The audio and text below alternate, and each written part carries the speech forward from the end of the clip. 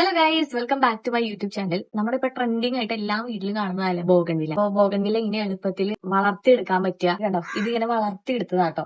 ഇതിന്റെ കുറച്ച് ഈസി ടിപ്സുകളാണ് ഞാൻ പറയാൻ പോണത്. പല വിധത്തിലൊക്കെ നിങ്ങൾക്ക് വളർത്താൻ പറ്റും.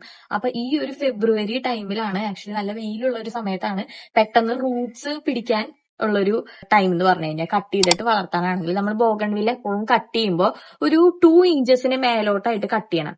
പിന്നെ ഫ്ലവർ ചെയ്യുന്ന ഭാഗത്ത് ഒരിക്കലുമായിട്ട് നിങ്ങൾ കട്ട് ചെയ്യരുത് കേട്ടോ. ഇത് കണ്ടില്ലേ, വളർന്നിട്ട് കൊല പോലെയാണ് പൂവ് ഉണ്ടായിരിക്കണേ.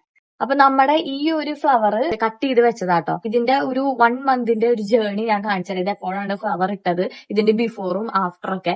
ഇതിന് വലിയ പൂക്കളൊക്കെ നമ്മുടെ ഇവിടെ ഉണ്ട് കേട്ടോ. പിങ്ക് വലിയതുണ്ട്, പിന്നെ വൈറ്റ് വലിയതുണ്ട്, ഒക്കെ ആയിട്ട് നല്ല പോലെ ഫ്ലവർ ചെയ്തിട്ടുണ്ട്. പിന്നെ മെയിൻ ആയിട്ട് ശ്രദ്ധിക്കേണ്ട കാര്യം, വെയിലത്ത് തന്നെയാണ് നിങ്ങൾ വെക്കേണ്ടത്. പക്ഷെ ഇതേപോലെ ഒരു സൺഷെയ്ഡ് കണ്ടോ, നല്ലൊരു ഈ സാധനം കാണിച്ചു കൊടുത്ത് ട്രസ്, അതായത് ഡയറക്റ്റ് ചുട്ട വെയിലത്തല്ലാണ്ട് ആ ഒരു ട്രസ് വന്നിട്ട് അതിന്റെ തൊട്ട് താഴോട്ടായിട്ടാണ് വെച്ചിരിക്കുന്നത്. ഫ്ലവേഴ്സ് ഒക്കെ നന്നായിട്ട് ഉണ്ടായിട്ടുണ്ട്.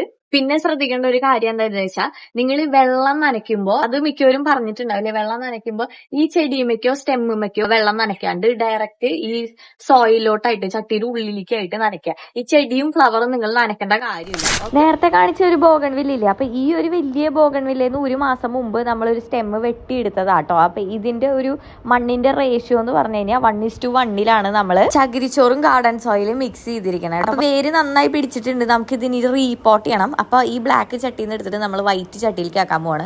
ആ കൊമ്പ് മുറിച്ച ഭാഗം നിങ്ങൾക്ക് ക്ലിയർ ആയി കാണുന്നില്ല. റൈറ്റ് സൈഡിലും ലെഫ്റ്റ് സൈഡിലായിട്ട് നമ്മൾ കൊമ്പ് മുറിച്ചിട്ടുണ്ടായിരുന്നു. ഒരു 6 to 8 ഇഞ്ച് വരെ നീളത്തിൽ നമുക്ക് കൊമ്പ് മുറിക്കാൻ പറ്റും. അപ്പൊ കൊമ്പ് മുറിക്കുമ്പോൾ വല്ലാണ്ട് ഓൾഡ് ആയിട്ടുള്ള ഒരു സ്റ്റെമ്മും പാടില്ല, എന്ന് വെച്ചാൽ ഭയങ്കര തിന്നായിട്ടുള്ള സ്റ്റെമ്മും പാടില്ല. പിന്നെ സ്റ്റെമ്മ് കട്ട് ചെയ്തതിന്റെ ബോട്ടത്തിലുള്ള ലീഫ് ഉണ്ടെങ്കിൽ അതൊന്ന് പറിച്ച് കളയുക. വേണമെങ്കിൽ ടോപ്പിൽ ഒരു 2 ലീഫ് വെച്ചാലും വിഷയമില്ല. ഒരു മീഡിയം സൈസ്ഡ് സ്റ്റെം എടുത്തിട്ട് വേണം നമ്മൾ കട്ട് ചെയ്യാൻ വേണ്ടിയിട്ട്. കട്ട് ചെയ്യുമ്പോൾ 45 ഡിഗ്രിയിൽ ചെരിച്ച് വെട്ടാൻ നിങ്ങൾ ശ്രമിക്കുക. പിന്നെ നമ്മുടെ പൂവ് ഇതേ വളർന്നു വന്നപ്പോൾ ചെറിയൊരു ഓറഞ്ച് കളർ ആയിട്ടുണ്ട്. ചില ബോഗൺവില്ല പിങ്ക് കളർ ആണെങ്കിലും വളർന്നു വരുമ്പോൾ അതിൽ ചെറിയൊരു ഓറഞ്ച് ഷെയ്ഡ് കാണിക്കും. അത് നന്നായി ഗ്രോ ചെയ്തതിന്റെയും ചിലപ്പോൾ ഓവർ സൺലൈറ്റ് കൊണ്ടതിന്റെ ഒക്കെ ലക്ഷണങ്ങളൊക്കെ ആവാട്ടോ. പക്ഷെ അത് കുഴപ്പമുള്ള കാര്യമല്ല. നിങ്ങൾ നന്നായിട്ട് കട്ട് ചെയ്തിട്ട് നൈട്രജൻ കുറവുള്ള വളം ഇട്ട് കൊടുത്താൽ മതി.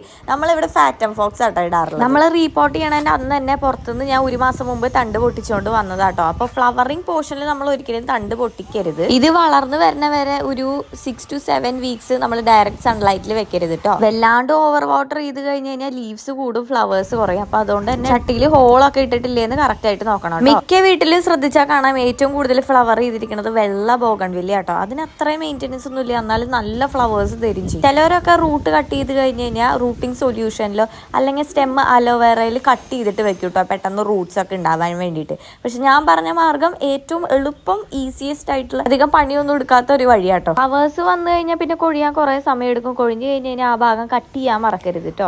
അങ്ങോട്ട് വളർന്നു കിട്ടി കഴിഞ്ഞാൽ ബ്രൈറ്റ് സൺലൈറ്റിൽ വെച്ചാൽ യാതൊരു പ്രശ്നമില്ല കേട്ടോ. അപ്പൊ അന്ന് കട്ട് ചെയ്ത കൊമ്പാണ് ഇതാ ഇന്നിപ്പോ അടിപൊളിയായിട്ട് ഫ്ലവർ ചെയ്ത് നിൽക്കുന്നത്. അപ്പൊ ഈ കുറച്ച് ടിപ്സും ട്രിക്സും ഒക്കെ നിങ്ങൾ നോക്കിക്കഴിഞ്ഞാൽ നിങ്ങളുടെ വീട്ടിലും അടിപൊളിയായിട്ട് ഇങ്ങനെ കൊല പോലെ ബോഗൺവില്ല പൂത്ത് കിട്ടോ. ഈ സമ്മറിൽ ബോഗൺവില്ല ഒക്കെ വെച്ചിട്ട് നിങ്ങളുടെ വീട് അടിപൊളിയാക്കാനുള്ള ടിപ്സും ട്രിക്സും ഒക്കെ നമ്മുടെ ഈ വീഡിയോസിലൂടെ പറഞ്ഞിട്ടുണ്ട്. സിമ്പിൾ ആണ്, കൂടുതൽ കോംപ്ലിക്കേഷൻസ് ഒക്കെ ഇല്ല, എല്ലാം ക്ലിയർ ആണെന്ന് വിചാരിക്കുന്നു. അപ്പൊ അടുത്ത വീഡിയോയിൽ കാണും വരെ നമ്മുടെ ചാനൽ ആദ്യമായിട്ട് കാണുന്നവരുണ്ടെങ്കിൽ സബ്സ്ക്രൈബ് ചെയ്യാൻ മറക്കരുത് മക്കളെ. അപ്പൊ ഓക്കെ, ബൈ.